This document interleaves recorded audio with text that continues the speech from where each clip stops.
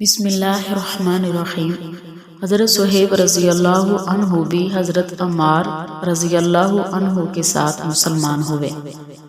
نبی اکرم صلی اللہ علیہ وسلم حضرت ارقم کے مکان پر تشریف فرما تھے کہ یہ دونوں حضرات علیحدہ علیحدہ حاضر خدمت ہوئے اور مکان کے دروازے پر دونوں اتفاق سے اکٹھے ہو گئے۔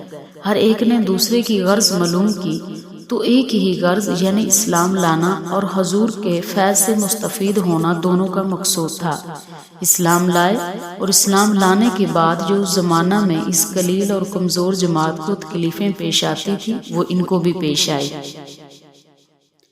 ہر طرح ستائے گئے، تکلیفیں پہنچائی گئی، آخر تنگ آ کر ہجرت کا ارادہ فرمایا تو کافروں کو یہ چیز بھی گوارا نہ تھی کہ یہ لوگ کسی دوسری جگہ جا کر آرام سے زندگی بسر کر لیں، اس لیے جس کی بھی ہجرت کا ان کو حال معلوم ہوتا تو اس کو پکڑنے کی کوشش کرتے تھے کہ یہ تکلیفوں سے نجات نہ پا سکے۔ چنانچہ ان کا بھی پیچھا کیا گیا اور ایک جماعت ان کو پکڑنے کے لیے گئی۔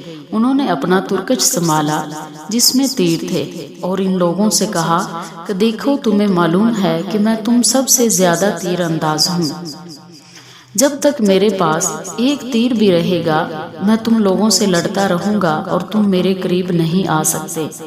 اگر میرے تیر ختم ہو گئے تو میں تلوار سے مقابلہ کروں گا یہاں تک کہ تلوار بھی میرے ہاتھ میں نہ رہے۔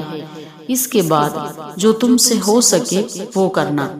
اس لیے اگر تم چاہو تو اپنی جان کے بدلہ میں اپنے مال کا پتہ بتا سکتا ہوں جو مکہ میں ہے، اور 2 باندیاں بھی ہیں، وہ سب تم لے لو۔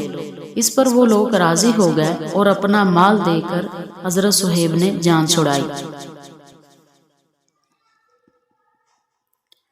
اسی کے بارے میں اللہ تعالیٰ نے قرآن میں فرمایا کہ بعض لوگ ایسے ہیں جو اللہ کی رضا کے واسطے اپنی جان کو خرید لیتے ہیں اور اللہ تعالیٰ بندوں پر مہربان ہیں۔ تو اس وقت حضور پاک قباء میں تشریف فرما تھے۔ حضرت صہیب کو دیکھ کر آپ نے فرمایا کہ نفع کی تجارت کی۔ حضرت صہیب کہتے ہیں کہ حضور پاک اس وقت کھجور نوش فرما رہے تھے اور میری آنکھ دکھ رہی تھی، میں بھی ساتھ کھانے لگا۔ حضور پاک نے فرمایا آنکھ تو دکھ رہی ہے اور کھجوریں کھاتے ہو؟ میں نے عرض کیا کہ حضور اس آنکھ کی طرف سے کھاتا ہوں جو تندرست ہے۔ حضور یہ جواب سن کر ہنس پڑے۔ حضرت صہیب بڑے ہی خرچ کرنے والے تھے، حتیٰ کہ حضرت عمر نے ان سے فرمایا کہ تم فضول خرچی کرتے ہو۔